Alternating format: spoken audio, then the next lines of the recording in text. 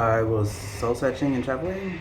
So I was actually on a journey of renewal, and I found my calling um, at the local mystic shop when I discovered a deck of oracle cards. I felt drawn to the cards, as I personally felt the cards had a bit more positive and constructive direction and guidance at that point in time. Yeah, because I knew that if I asked my family and relatives, they would all say, or basically say the same things.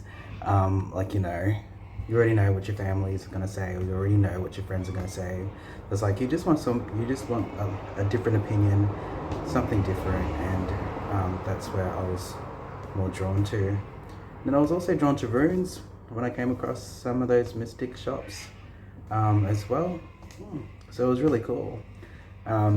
What also inspired me to do the deck of cards was for two reasons. One was to try to help anyone else who may relate, or more introverted types with that approach. You usually don't like to go out and conversate, and sometimes you just like to find your own answers within. So yeah, going with more of your intuition, which is what that's all about in that space. The second one is to leave legacy, as I knew I wouldn't be having any kids. So yeah, kind of like a nice little way of leaving a little legacy behind.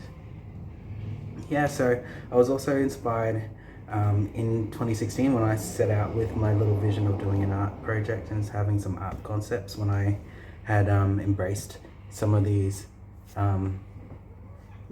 materials, resources, tools, and yeah, I set off on my own little journey. So it wasn't until 2020 when it all came together. So I was able to find some more European tarot material that put my interpretations together more collectively as well. So in my travels, more findings of European decks dated back to 900s and 1200s, and that's when they were black and white and consisted of 25 cards in those decks. And I was like, oh wow, oh that's so super cool, that's so amazing, because most of the standard, or your most of the decks you see today, they're 78 cards and they're all painted or digital artwork, which is really nice. So yeah, it was nice to see some of the traditional stuff from the start.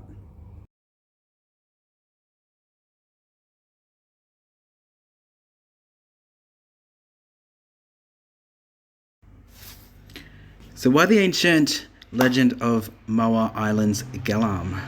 That's a great question.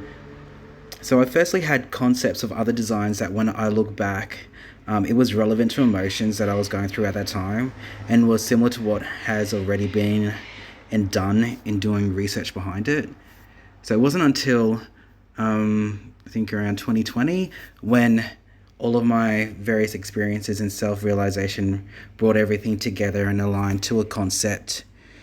Yeah, and that was actually a really supernatural feeling. So for me, like, I was set up to go to uni, but at 37 years of age, the thought of going to school again after 12 months of TAFE and online studies to commit to doing another 7 years of study kind of gave me mixed emotions and thoughts. So I was like, and I never thought that I was going to be an architect. So yeah, as that's what I was accepted into uni for at a late stage for me. So in weighing up all those and taking that all on board, I still had my art concept in mind. So I actually went to the library and I found some old Torres Strait Islander myths and legends books, and it brought back memories of my childhood and stories that were told to me by my parents and relatives. So I wanted to do one based on this, as yeah, I really think that Gelam is such a strong character. So he actually left behind a mountain that is in shape of a dugong that is still there to this day. And I think weirdly, like, I kind of felt I was like Gelam, betrayed by my family, so I'll run away to the other side of the country, you know, surrounding my own personal philosophy and views. But I think really subconsciously at that point, I was missing family. But on the other side of the spectrum, I could continue to leave a bit of my cultural heritage and language traits, which I believe um, I was able to succeed in doing.